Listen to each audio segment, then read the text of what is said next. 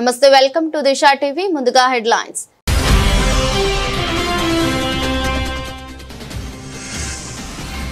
ద్వైపాక్షిక వాణిజ్య ఒప్పందంపై నేడు భారత్ అమెరికా చర్చలు. వాషింగ్టన్ కు చేరుకున్న వాణిజ్య మంత్రి పీయూష్ గోయల్.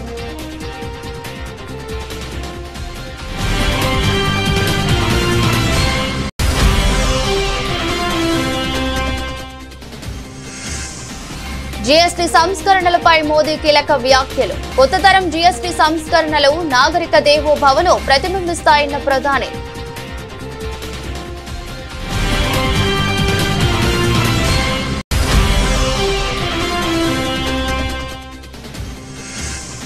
ప్రధాని మోదీ నాయకత్వంపై రక్షణ మంత్రి రాజ్నాథ్ సింగ్ పూర్తి విశ్వాసం. 2047 స్వాతంత్ర శతాబ్ది వేడుకల తర్వాతే మోదీ రిటైర్ అవుతారని ప్రకటన.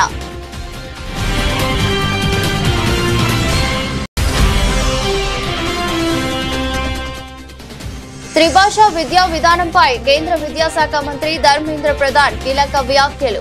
ఏ రాష్ట్రం పైన ఏ భాషను నిర్బంధంగా అమలు చేయమని స్పష్టీకరణ.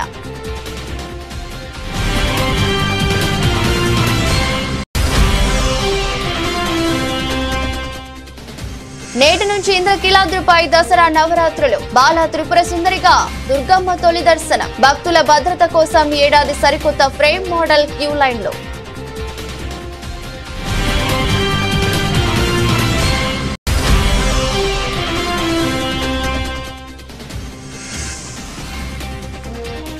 రాష్ట్ర వ్యాప్తంగా మొదలైన బతుకమ్మ పండుగ. ప్రభుత్వ ఆధ్వర్యంలో వరంగల్లో ఘనంగా వేడుక.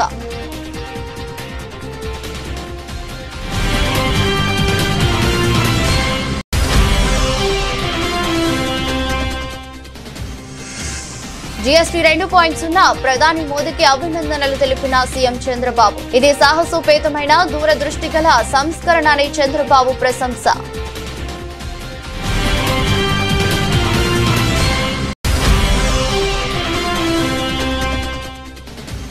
ఆల్మట్టి డ్యాం ఎత్తు పెంపును తెలంగాణ ప్రభుత్వం వ్యతిరేకిస్తుందని తేల్చి చెప్పిన మంత్రి ఉత్తమ్ కుమార్ రెడ్డి. సుప్రీంకోర్టులో వాదనలు వినిపిస్తామని వెల్లడి.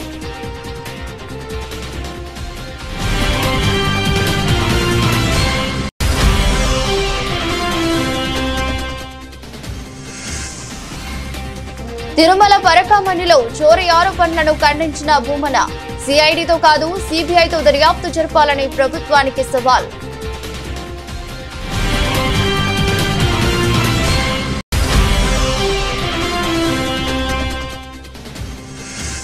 చింతమడక బతుకమ్మ వేడుకల్లో భావోద్వేగానికి లోనైన ఎమ్మెల్సీ కవిత. తనని కుటుంబం నుంచి దూరం చేసిన వారిని వదిలిపెట్టనని హెచ్చరిక.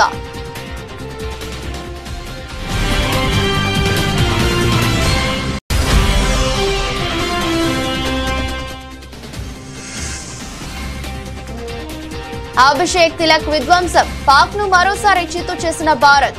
6 వికెట్ల తేడాతో పాకిస్తాన్ ఓడించిన టీమిండియా.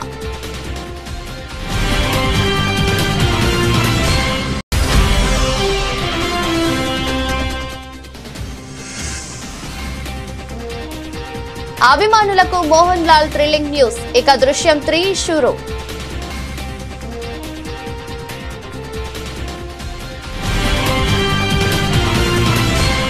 భారత్ అమెరికా ద్వైపాక్షిక వాణిజ్య ఒప్పందంపై వాషింగ్టన్ లో చర్చలు జరుగుతున్నాయి. భారత్ తరపున వాణిజ్య మంత్రి గోయల్ ఆధ్వర్యంలోనే ప్రతినిధి బృందం ప్రాతినిధ్యం వహించనుంది.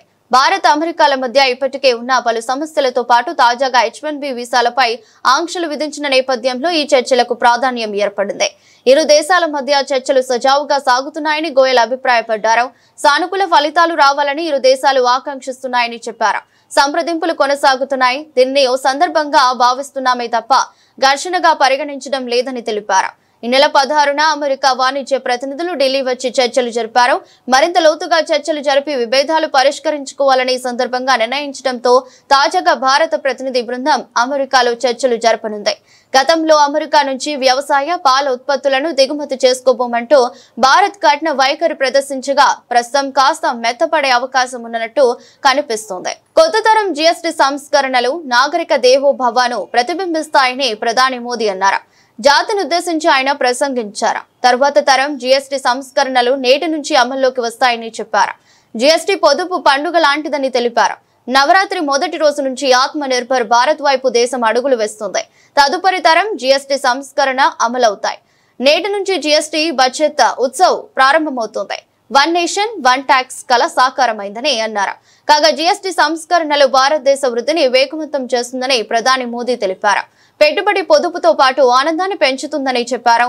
ఐటీ మినహాయింపు పరిమితి పెంపు, జీఎస్టీ సంస్కరణలు ప్రజలకు 2.5 లక్షల కోట్లు ఆదా చేస్తాయని అన్నారు. 2017లో జీఎస్టీ సంస్కరణ ప్రారంభించినప్పుడు పాత చరిత్రను అది మార్చిందని, ప్రస్తుత జీఎస్టీ సంస్కరణలు కొత్త చరిత్ర సృష్టించడానికి నాంది పలికిందని తెలిపారు. మరోవైపు జీఎస్టీ సంస్కరణల వల్ల సంక్లిష్టమైన పన్నుల నుంచి వినియోగదారులు విముక్తి పొందారని ప్రధాని మోదీ తెలిపారు.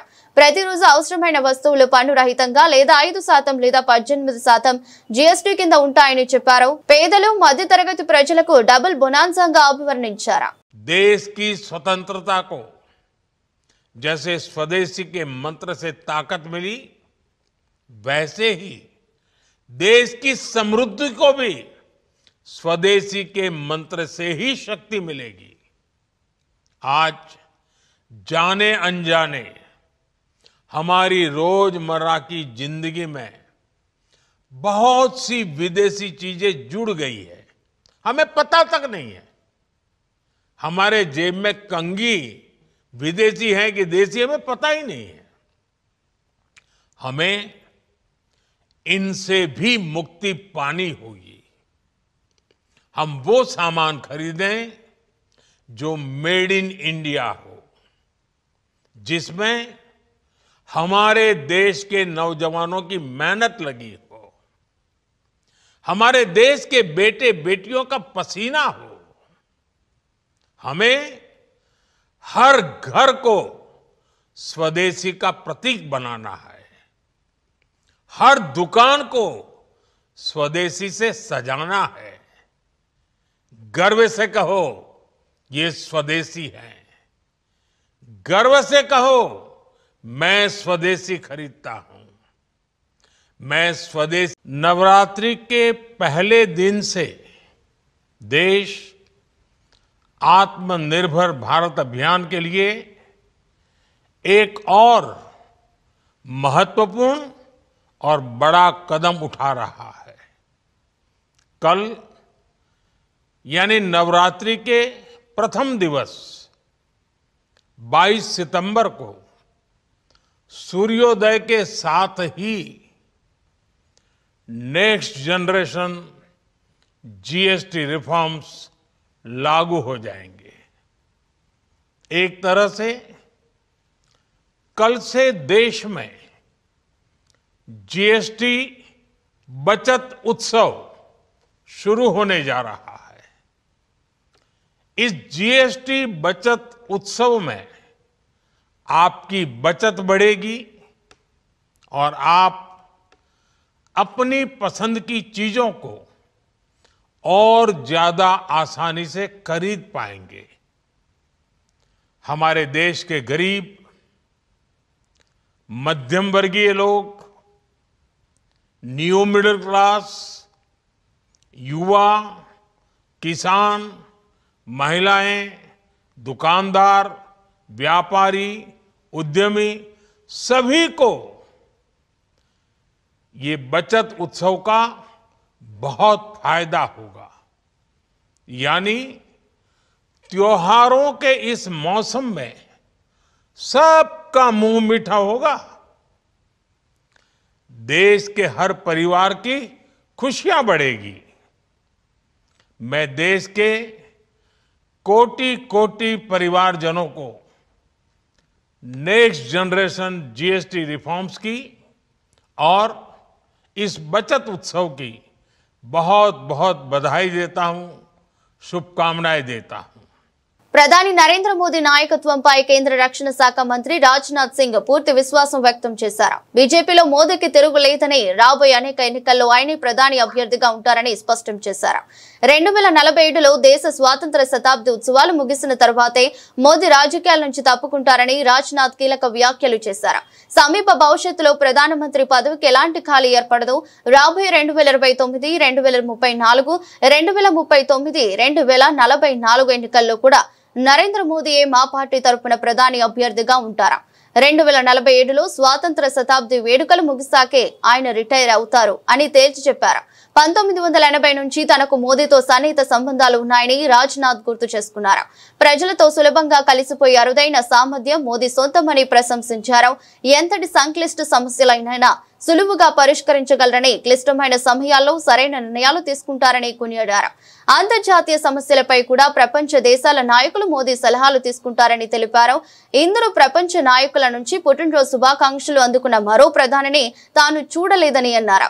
ఇటీవల పహల్గామ్ ఉగ్రవాది దాడి తర్వాత ప్రభుత్వం స్పందించిన తీరు, ఆపరేషన్ సింధూర్ కు సైన్యానికి పూర్తి స్వేచ్ఛ ఇవ్వటం మోదీ వ్యవహార శైలికి నిదర్శనమని రాజ్నాథ్ సింగ్ వివరించారు. త్రిభాషా విద్యా విధానంపై అనవసరమైన రాజకీయ రాద్ధాంతం తగదని కేంద్ర విద్యాశాఖ మంత్రి ధర్మేంద్ర ప్రధాన్ అన్నారు.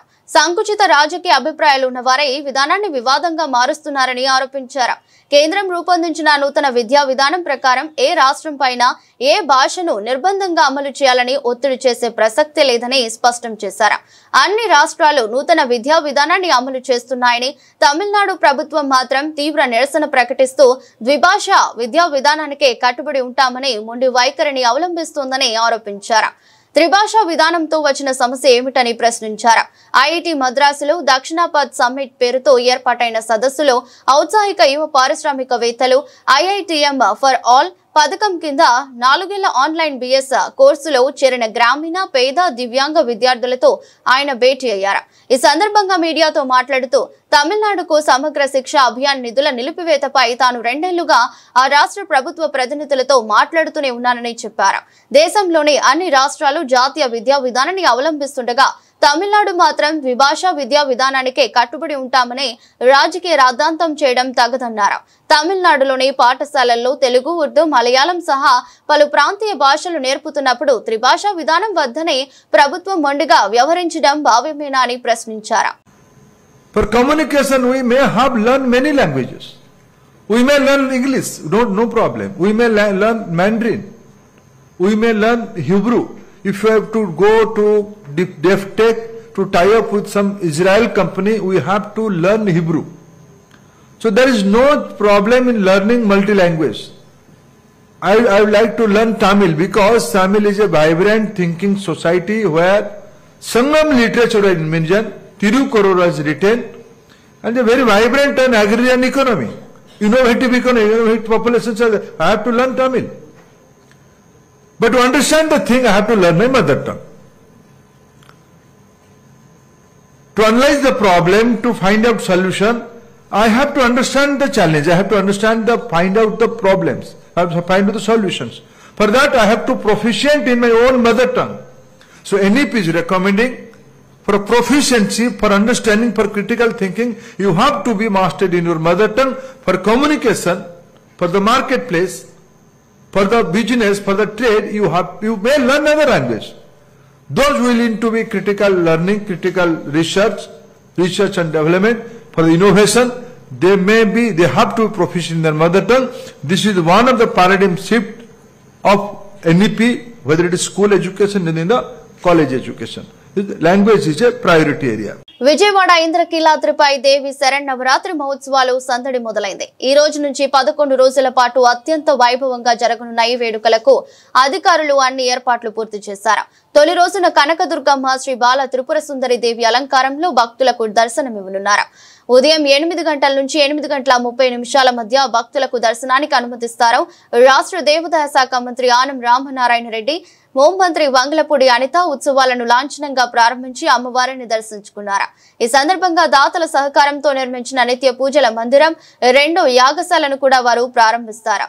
ఈ ఏడాది భక్తుల సౌకర్యానికి భద్రతకు పెద్దపీట వేస్తూ అధికారులు పలు కీలక మార్పులు చేశారు. గతంలో గాయాలకు కారణమవుతున్న ఇనుప కంచెల స్థానంలో ఈసారి సురక్షితమైన ఫ్రేమ్ మోడల్ క్యూ లైన్లను ఏర్పాటు చేశారు. అత్యవసర పరిస్థితుల్లో భక్తులు బయటకు వచ్చేందుకు వీలుగా ప్రతి 50 మీటర్లకు ఒక ఎమర్జెన్సీ గేట్ ను అమర్చారు. ఆ ద్వారానికి ఎరుపు రంగు వేసి ప్రత్యేక బోర్డులతో స్పష్టంగా గుర్తించేలా చర్యలు తీసుకున్నారు. ఈ నవరాత్రుల్లో 500 ప్రత్యేక దర్శనం టికెట్లను కూడా రద్దు చేసి కేవలం 300 రూపాయలు, 100 రూపాయలు ఉచిత దర్శన క్యూలను మాత్రమే అందుబాటులో ఉంచారు.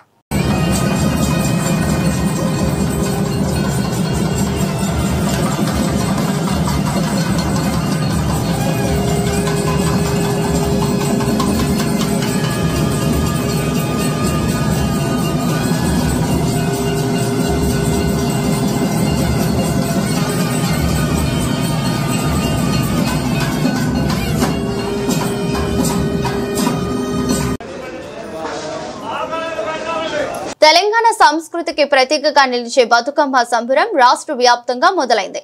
తంగేడు, గునుగు, గుమ్మడి, కట్ల, గులాబీ, బంతిపూలతో అందంగా పేర్చిన ఎంగిలిపూల బతుకమ్మల చుట్టూ ఏమేమి పువ్వో పూనే గౌరమ్మ, ఏమేమి కాయో పూనే బతుకమ్మ బతుకమ్మ ఉయ్యాలో అంటూ ఆడి పాడిన మహిళా లోకం 9 రోజుల పాటు సాగే బతుకమ్మ వేడుకలకు ఆదివారం అట్టహాసంగా శ్రీకారం చుట్టింది. పల్లె నుంచి పట్టణం దాకా ప్రతి ఊరిలో ప్రతి వీధిలో పండుగ శోభ సంతరించుకోగా ఎక్కడికక్కడ బతుకమ్మ వేడుకలు ఘనంగా జరిగాయి.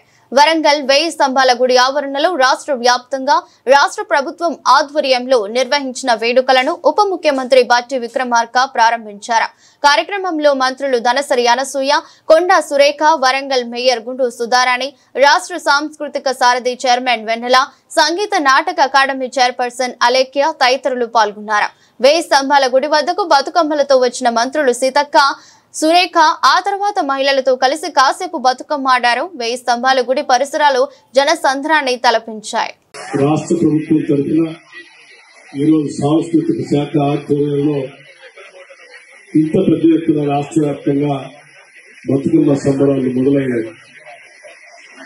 గౌరవ రాష్ట్ర ముఖ్యమంత్రి వర్యులు శ్రీ రేవంత్ రెడ్డి గారు బతుకమ్మ పండుగ సందర్భంగా రాష్ట్ర ప్రజలందరికీ కూడా సుఖ సంతోషాలతో ఉండాలని, ముఖ్యంగా మహిళలు ఈ బతుకమ్మ పండుగ ద్వారా రాష్ట్ర ప్రజలందరికీ కూడా ఆరోగ్యాన్ని అట్లాగే సంపదను తీసుకుని రావటం కోసం ఈ 9 రోజులు అమ్మవారి గౌరీ అమ్మవారిని ఆరాధిస్తూ ప్రకృతిలో దొరికే పూలన్నింటినీ చేర్చి పేర్చి మీరు చేసేటువంటి ఈ పూజా కార్యక్రమం ద్వారా రాష్ట్ర ప్రజలందరికీ కూడా ఆరోగ్యం, ఐశ్వర్యం ఉండేటట్టుగా మీరు చేసేటువంటి ఈ కార్యక్రమం, ఈ బతుకమ్మ సంబరాలు పెద్ద ఎత్తున ఫలవంతం కావాలని మనస్ఫూర్తిగా రాష్ట్ర ప్రభుత్వం తరఫున అమ్మవారు భద్రకాళి వారిని మీరు 9 స్తంభాల గుడి సందర్భంగా ఈ ప్రాంతం నుంచి వేడుకుంటారు.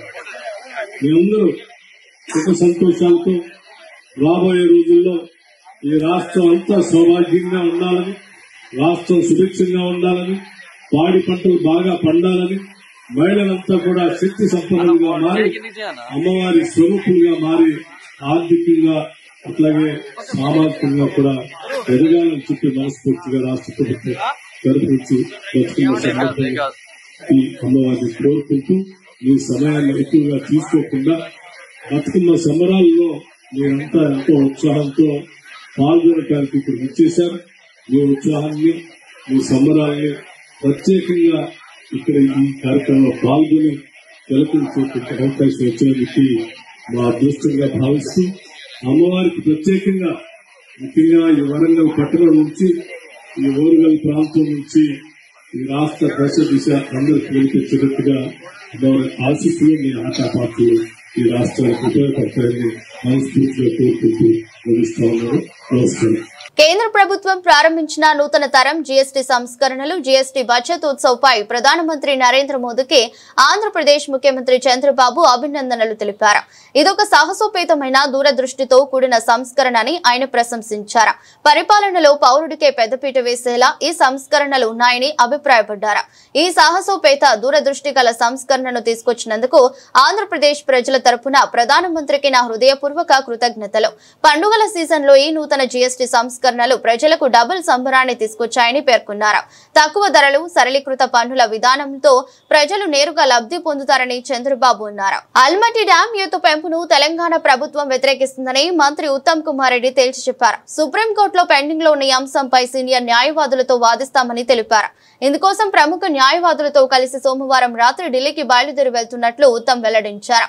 హుజూర్ నగర్ లో ఆయన మీడియాతో మాట్లాడుతూ అల్మట్టి ప్రాజెక్టు సమీపంలో భూసేకరణకు కర్ణాటక ప్రభుత్వం ప్రయత్నాన్ని అడ్డుకుంటామని స్పష్టం చేశారు. అధికారంలో ఉన్నప్పుడు తెలంగాణకు అన్యాయం చేసిన కేసీఆర్, హరీష్ రావు ఇప్పుడు కాంగ్రెస్ ప్రభుత్వంపై బురద చల్లేందుకు చేస్తున్న చిల్లర రాజకీయం మానుకోవాలని సూచించారు. కాళేశ్వరం ప్రాజెక్టును బీఆర్ఎస్ నాయకులే డిజైన్ చేసి నాశనం చేశారని ఉత్తమ్ ధ్వజమెత్తారు. కాగా అంతకుముందు చింతలపాలెం మండలం పాత వెల్లటూరు వద్ద ముక్త్యాల బ్రాంచ్ కెనాల్ ఎత్తిపోతల పనులను, దొండపాడు వద్ద రాజీవ్ గాంధీ ఎత్తిపోతల పనుల పురోగతిని మంత్రి ఉత్తమ్ పరిశీలించారు. కృష్ణానదిలో చేపలు పడుతున్న జాలర్లతో ముచ్చటించి వారి సమస్య సమస్యలు తెలుసుకున్నారు. తిరుమల పరకామణిలో చోరీ జరిగిందంటూ తనపై వస్తున్న ఆరోపణలపై టీటీడీ మాజీ చైర్మన్ వైసీపీ నేత భూమన కరుణాకర్ రెడ్డి తీవ్రంగా స్పందించారు. ఈ ఆరోపణలు పూర్తిగా వాస్తవమని కొట్టిపారేసిన ఆయన ప్రభుత్వానికి దమ్ము ధైర్యం ఉంటే ఈ కేసుపై సిబిఐతో విచారణ జరిపించాలని సవాల్ విసిరారు. తిరుమల పరకామణిలో చోరీ జరిగిందని అసత్య ఆరోపణలు చేస్తున్నారు. ఈ కేసును సిఐడితో కాదు సిబిఐతో విచారణ జరిపించాలని డిమాండ్ చేశారు. కూటమి ప్రభుత్వం తిరుమలను కట్టా స్థలంగా మార్చేసిందని ఆయన ఆరోపించారు. ఈ సందర్భంగా రవికుమార్ అనే వ్యక్తి ప్రస్తావన తెచ్చిన భూమన అతనికి ఆంధ్రప్రదేశ్, కర్ణాటక, తమిళనాడు రాష్ట్రాల్లో ఆస్తులు ఉన్నాయని తెలిపారు. ఒకవేళ తమ బినామీలకు ఆస్తులు రాసిచ్చినట్లు నిరూపిస్తే దానిపైన సిబిఐ విచారణ జరపాలని స్పష్టం చేశారు. మా ప్రభుత్వ హయాంలో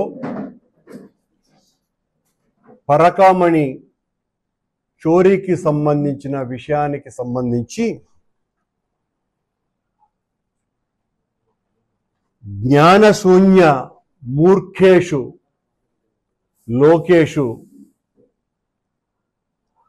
భక్తి లేని రసరాయుడు బిఆర్ నాయుడు వీళ్ళిద్దరూ ముఖ్యంగా లోకేష్ గారు కరుణాకర్ రెడ్డి భూమన అధ్యక్షుడిగా ఉన్నప్పుడు ఈ పరకామణి చోరీ వ్యవహారమంతా నడిచింది అని వాళ్ళు చెప్పటం జరిగింది. మొట్టమొదట దానికి సమాధానం, నేను అధ్యక్షునిగా ఉన్నప్పుడు ఆ సంఘటన జరిగింది నిజమైతే నా తల అలిపిరిలో నరుక్కుంటా, కాదు అన్నప్పుడు వీళ్ళిద్దరూ బహిరంగ క్షమాపణన్న చెప్పాల. నా మొట్టమొదటి డిమాండ్ అది. తల నరుక్కోవటానికి కూడా నేను సిద్ధంగా ఉన్నా. నేను అధ్యక్షునిగా ఉన్నప్పుడు జరిగింది అని పదే పదే మాట్లాడినారు. నేను దేనికైనా సిద్ధం. ఈ సందర్భంగా ఆ పరకామణి చోరీకి సంబంధించి త్రైలోక్యనాథుడైన వెంకటేశ్వర స్వామి దివ్య ధామాన్ని టీడీపీ పార్టీకి, ఆ పార్టీకి సంబంధించిన సానుభూతి పరులకి, కొందరు వ్యక్తులకు అది రాజకీయ ఆట స్థలంగా మార్చివేసినారు ఈ కూటమి ప్రభుత్వంలో. జరిగింది ఒక్కటైతే దాన్ని చిలవలు పలవలు చేసి వక్రీకరించి తమ రాజకీయ స్వార్థం కోసమని స్వామి సన్నిధానాన్నే తమ బీఆర్ఎస్ మాజీ ఎంపీ జాగృతి అధ్యక్షురాలు కల్వకుంట్ల కవిత సంచలన వ్యాఖ్యలు చేశారు. తనను తన కుటుంబం నుంచి దూరం చేసిన వారిని ఎట్టి పరిస్థితుల్లోనూ వదిలిపెట్టనని ఆమె తీవ్ర స్వరంతో హెచ్చరించారు. సిద్దిపేట జిల్లాలోని చింతమడక గ్రామంలో జరిగిన బతుకమ్మ వేడుకల్లో పాల్గొన్న ఆమె ప్రసంగం సందర్భంగా భావోద్వేగానికి గురయ్యారు. కొందరు నేతల తీరుపై పరోక్షంగా విమర్శలు గుప్పించారు. సిద్దిపేట చింతమడకను కొందరు తమ సొంత ఆస్తిగా భావిస్తున్నారు. నేను ఇక్కడికి వస్తుంటే ఇప్పటికీ ఆంక్షలు పెడుతున్నారని ఆమె విమర్శించారు. తెలంగాణ ఉద్యమ సమయంలోనూ ఇప్పుడు కూడా తనకు అడ్డంకులు ఎదురవుతున్నాయని పేర్కొన్నారు. తెలంగాణ ఉద్యమానికి చింతమడక గ్రామమే పునాది అని కవిత గుర్తు చేశారు. ఈ సందర్భంగా తన ఆవేదనను వెలగక్కిన కవిత, కేసీఆర్ కు చెడ్డ పేరు తెచ్చే వారి గురించి నేను మాట్లాడినప్పుడు నాపైనే దుష్ప్రచారం చేసి బద్నాం చేశారు. నా కుటుంబం నుంచి నన్ను వేరు చేసిన వాళ్లను నేను వదలను అంటూ భావోద్వేగంతో హెచ్చరించారు. చింతమడకల పుట్టిన బిడ్డ మనందరం తలెత్తుకొని పనిచేసేలాగా రాష్ట్రం తీసుకొచ్చి పెట్టిండు. మరి చంద్రుడు అని పిలుస్తారు చాలా మంది ఇక్కడ. చంద్రం సార్ అంటారు చింతమడకల. మరి అట్లాంటి చంద్రుడికి ఇవాళ మచ్చ తెచ్చే పని కొంతమంది చేసిండ్రు. నేను అదే మాట చెప్పిన, మచ్చలేని చంద్రుడికి మీరు మచ్చ పెట్టిరనే మాట చెప్పిన. మీరు మచ్చ పెట్టిరని నేను చెప్పంగానే తల్లిని పిల్లని కాకుండా బాపిండ్రు. అట్లయినా కన్న ఊరు అమ్మగారి ఊరు. మీరు నన్ను కడుపులో పెట్టుకొని రండి, మీరు తప్పకుండా ధైర్యం కోల్పోకండి, మా ఊరికి రండి, అమ్మగారి ఊరికి రండి అని మీరు పిలిచిండ్రు. అందుకే చెప్తున్నా, మీ మేలు ఈ జన్మలో మర్చిపోలేను.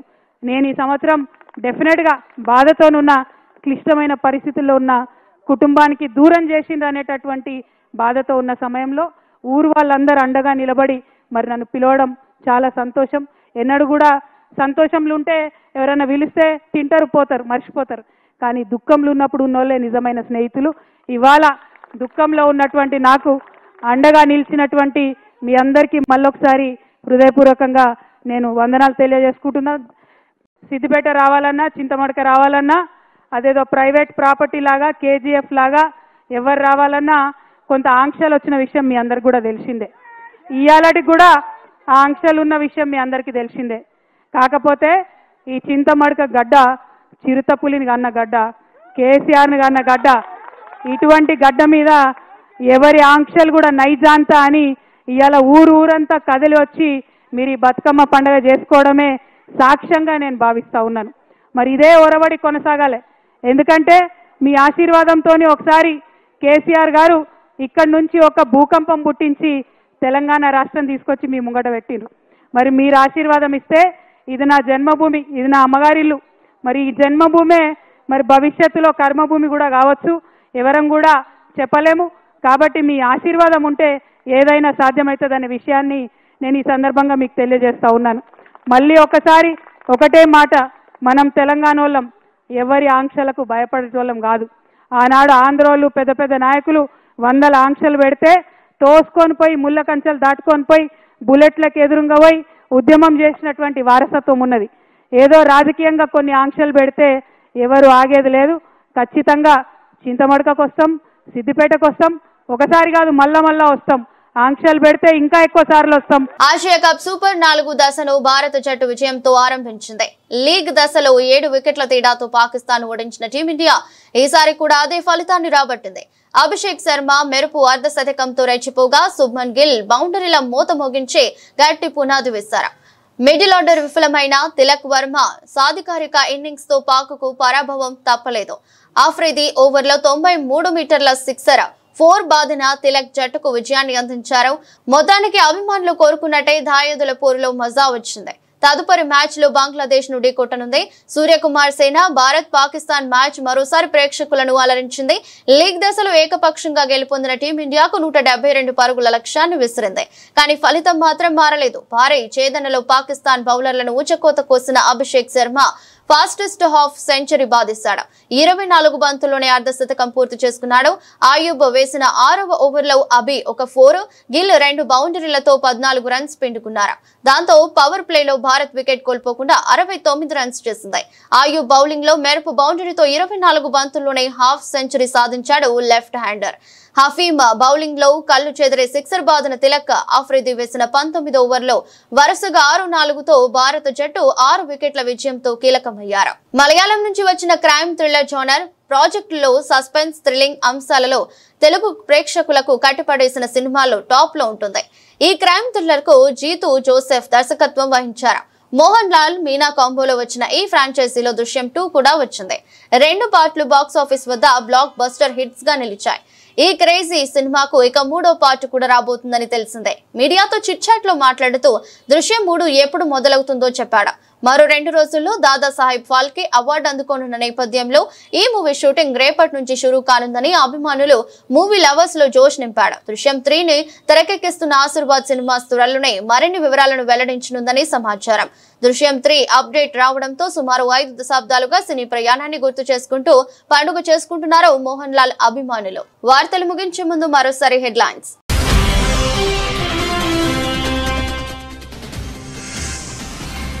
ద్వైపాక్షిక వాణిజ్య ఒప్పందంపై నేడు భారత్ అమెరికా చర్చలు. వాషింగ్టన్ కు చేరుకున్న వాణిజ్య మంత్రి పీయూష్ గోయల్.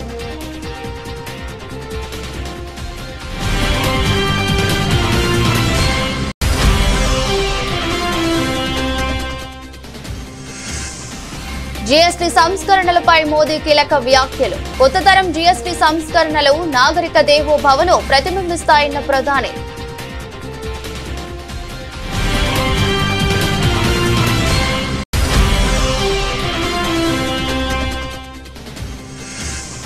ప్రధాని మోదీ నాయకత్వంపై రక్షణ మంత్రి రాజ్నాథ్ సింగ్ పూర్తి విశ్వాసం.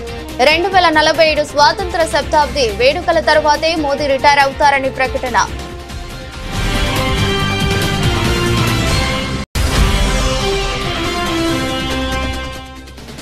త్రిభాషా విద్యా విధానంపై కేంద్ర విద్యాశాఖ మంత్రి ధర్మేంద్ర ప్రధాన్ కీలక వ్యాఖ్యలు. ఏ రాష్ట్రం పైన ఏ భాషను నిర్బంధంగా అమలు చేయమని స్పష్టీకరణ.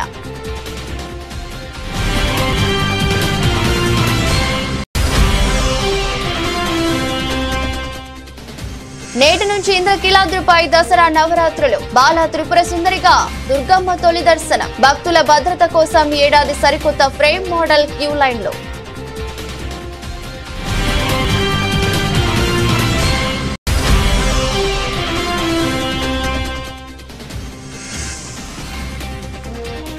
రాష్ట్ర వ్యాప్తంగా మొదలైన బతుకమ్మ పండుగ. ప్రభుత్వ ఆధ్వర్యంలో వరంగల్లో ఘనంగా వేడుక.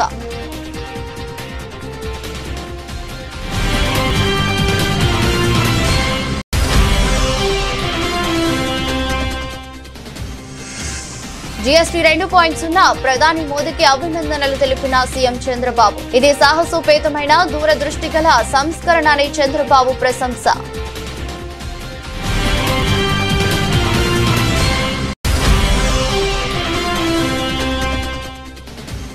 ఆల్మట్టి డ్యాం ఎత్తు పెంపును తెలంగాణ ప్రభుత్వం వ్యతిరేకిస్తుందని తేల్చి చెప్పిన మంత్రి ఉత్తమ్ కుమార్ రెడ్డి. సుప్రీంకోర్టులో వాదనలు వినిపిస్తామని వెల్లడి.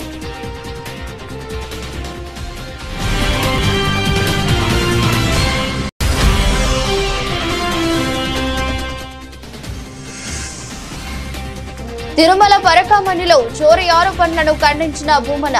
సిఐడితో కాదు సిబిఐతో దర్యాప్తు జరపాలని ప్రభుత్వానికి సవాల్.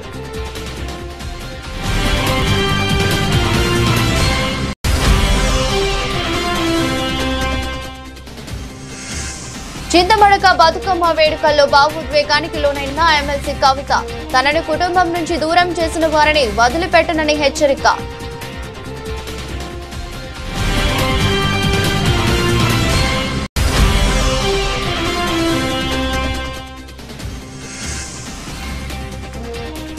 అభిషేక్ తిలక్ విధ్వంసం. పాక్ ను మరోసారి చిత్తు చేసిన భారత్.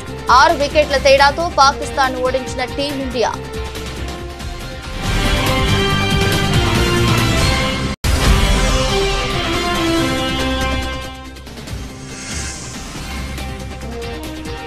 అభిమానులకు మోహన్ లాల్ థ్రిల్లింగ్ న్యూస్. ఇక దృశ్యం 3 షురూ.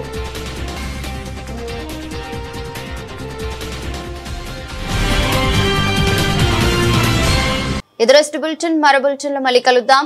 అంతవరకు సెలవు. నమస్కారం.